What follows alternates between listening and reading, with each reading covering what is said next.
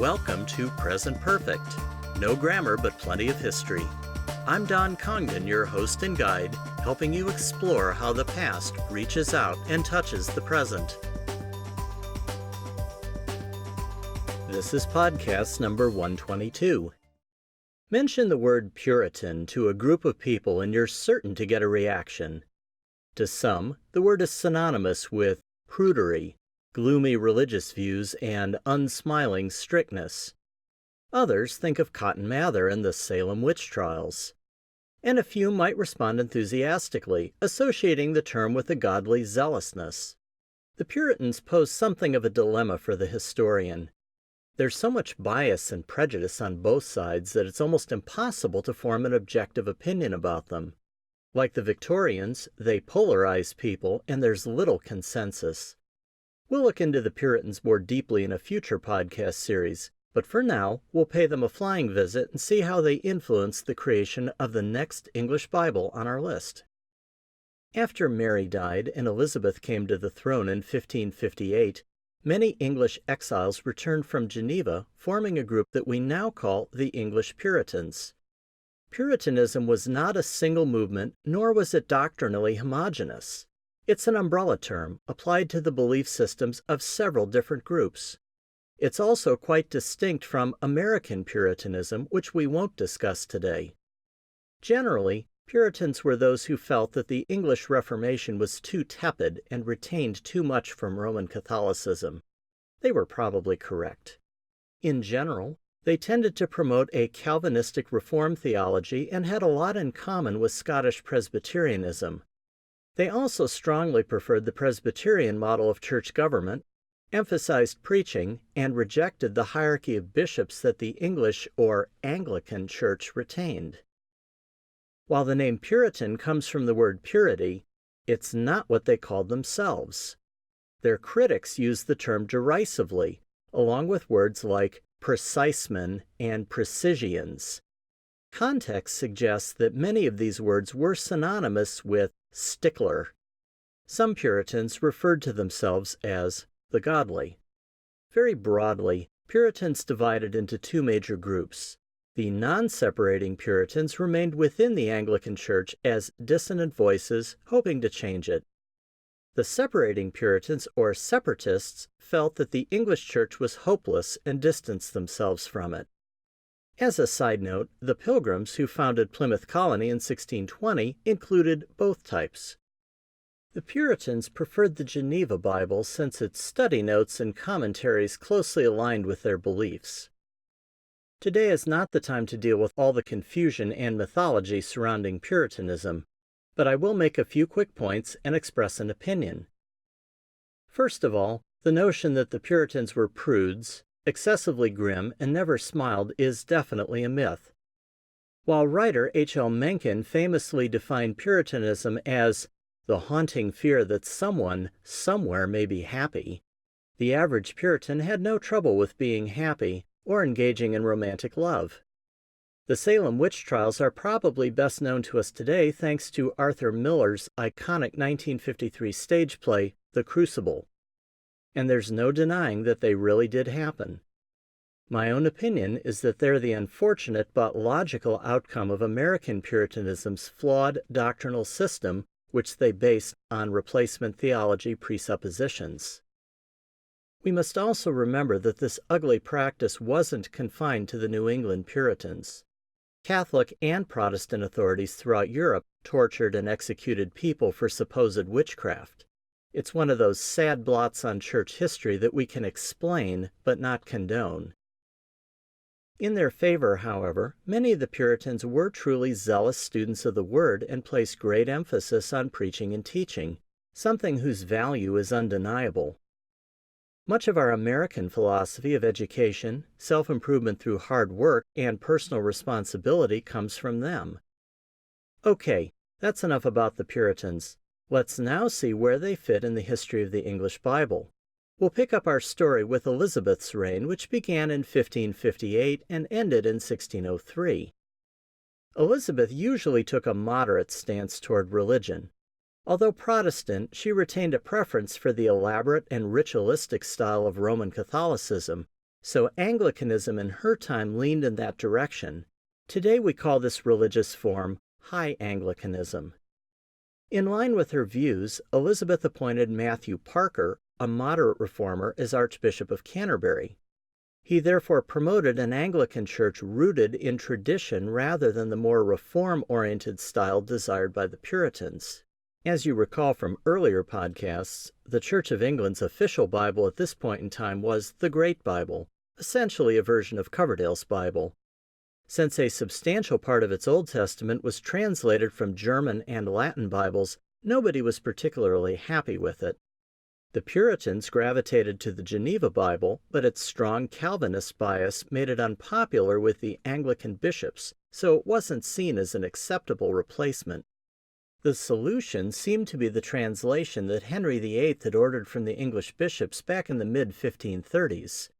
It had stalled for several decades and was finally revived under Parker. At long last it went to press and became available in 1568. Called the Bishop's Bible, it used the Great Bible as its starting point, but included new translation work where needed. A number of bishops worked on it under the nominal supervision of Parker.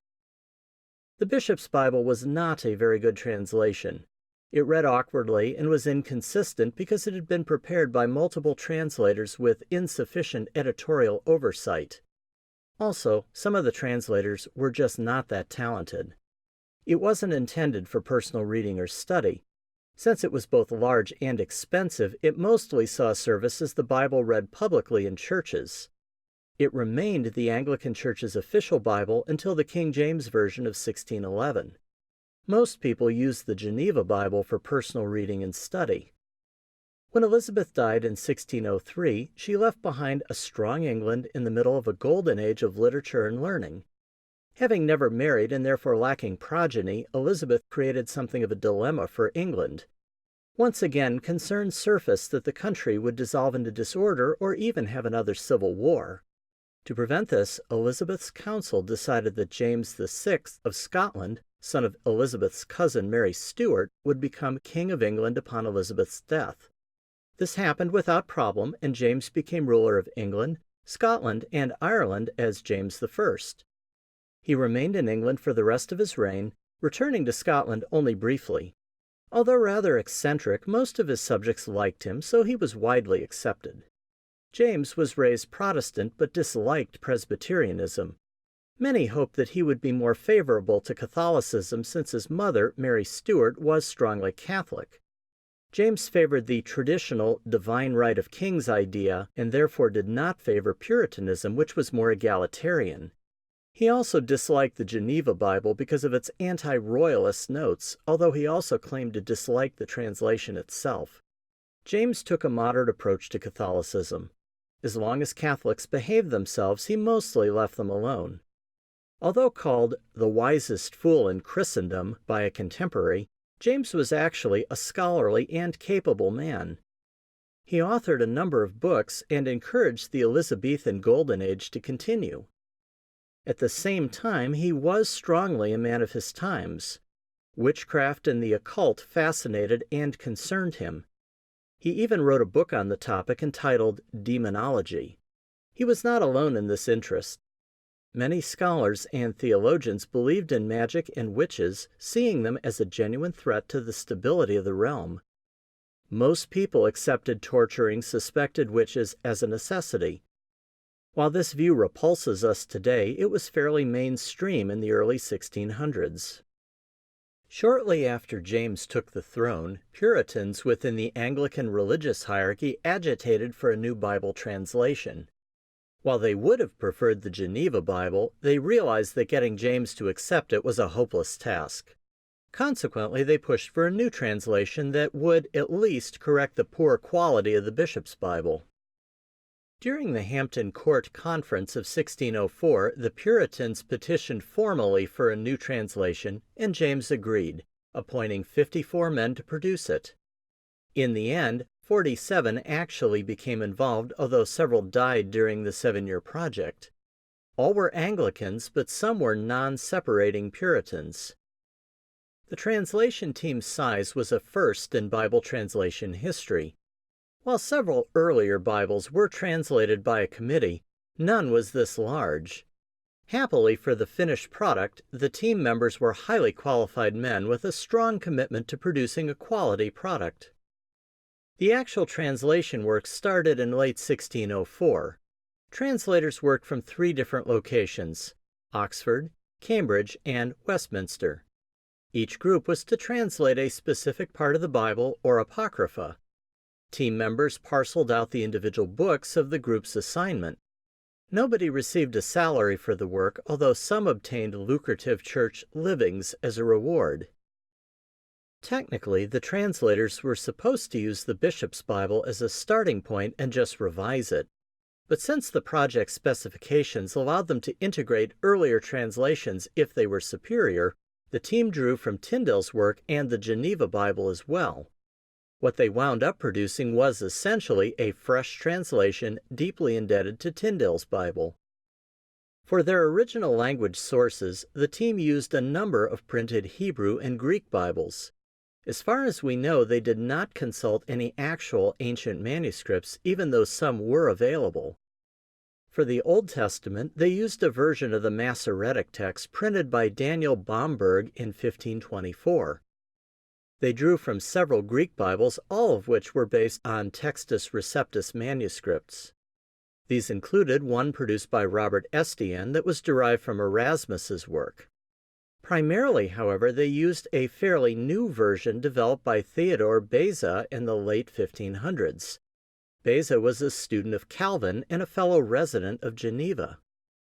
Other sources were consulted as required, including the Septuagint, the Complutensian Polyglot, and a new multi-column Bible called the Antwerp Polyglot.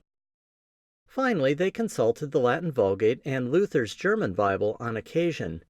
Given the richness of the resources available to them, it's hardly surprising that the team produced an excellent translation. To maintain consistency, individual translators worked on small amounts of the text at a time and then had their colleagues check the work. A high-level scholar or churchman oversaw each group. By 1608, when the bulk of the project was complete, representatives from each group met in London to compare their work. Men not involved in the original translation handled this part of the process. Richard Bancroft, Archbishop of Canterbury, was in overall charge. Robert Barker, the official printer for the Crown, typeset and printed the finished product, which became available in 1611. Today, we know this Bible as the King James Version or Authorized Version, but nobody called it by those names until the late 18th and early 19th centuries. It's also important to understand that although it now bears James's name, he had nothing to do with it beyond authorizing its production and approving the translation team. For simplicity's sake, I'll refer to it as the KJV, even though this abbreviation is a modern one. Ironically, although considered by many today as the Authorized Bible, the records of its formal authorization have been lost, possibly due to a fire at Westminster in 1618. So what was the first KJV like? Similar to the Bishop's Bible, the initial printing was in a large format designed to be used as a pulpit Bible. Barker used blackletter type to give the text more weight.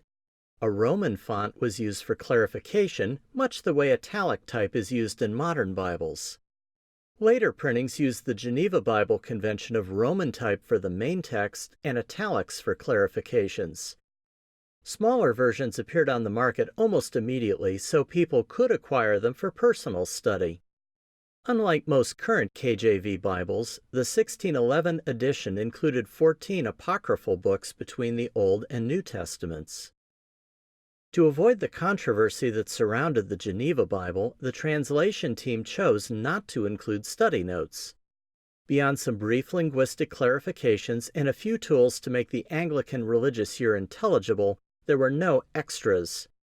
Also, unlike the Geneva Bible, the KJV had no illustrations except for 2 elaborate title pages and fancy initial letters at the start of each chapter. In retrospect, this omission was probably a good thing since it made a quality translation more broadly acceptable to a variety of Christians. On the other hand, the team showed a definite Anglican bias when it reverted to the ecclesiastical terminology that Tyndale had worked so hard to eliminate. Remember, the overall goal was to produce an official Bible for the Anglican Church, so it was logical for it to promote the system. One thing that's hard for us to understand in a world of electronic publishing is how labor-intensive early printing was. For this reason, printers took great liberties with the text to make things fit. Spellings varied considerably, and punctuation followed a different convention than the one we use today. Emphasis was on reading aloud, so punctuation rules were oriented around making this task easier. Printers also used abbreviations to simplify typesetting. We often associate the word ye with the KJV, but in many cases this was an abbreviation for the word the. A 17th century reader would pronounce it the, not ye. So when you see Ye Old English Tea Shop in an English village, you're seeing historical and linguistic ignorance working in the service of modern marketing. On the other hand, the word ye is also an archaic version of the pronoun you. So, when you see the verse, "Ye must be born again" in John 3:7, it's correct to pronounce the pronoun as it's spelled. Yes, that's definitely confusing. Printers did not discard sheets containing minor mistakes, so many variants quickly crept into KJV Bibles. An amusing one appears in the final sentence of Ruth chapter 3 verse 15. Some Bibles from one printing say, "He went into the city," while others say, "She went into the city." For this reason, they're often called the He and She Bibles. Once the KJV was finished and in print, the Bishop's Bible was no longer printed and began to be phased out. The Anglican Church therefore accepted the KJV almost immediately. On the other hand, the Church of Scotland did not adopt the KJV until 1633. Most individuals did not accept the KJV right away either. Instead, the Geneva Bible continued to be the preferred personal translation. Although James had forbidden further printings of the Geneva Bible, copies continued to enter the country via Amsterdam. These had fake printing dates on their title pages to make them look as if they had been printed prior to James's edict. Interestingly, during the time of Oliver Cromwell, some printers combined Geneva Bible notes with the KJV text. After the Restoration, when Charles II came to the throne, the Geneva Bible fell out of favor due to its association with Commonwealth Puritanism. Eventually, the KJV became broadly accepted in the English-speaking world and remained the dominant version until the late 1800s. Even today, it's still amongst the top 5 English translations, usually in the number 2 place. Well, we're out of time for today, but there's still more to say. Next time, we'll take a look at some of the interesting variants that appeared in the KJV. We'll also look at later printings, including the 1769 version that's the one commonly read by people today. So until next time, I'm Don Congdon, and this is Present Perfect. Have a great day. Present Perfect is a copyright of Don Congdon. Music is copyright Footage Firm Incorporated. Scripture quotations are from the New American Standard Bible, which is a copyright of the Lockman Foundation.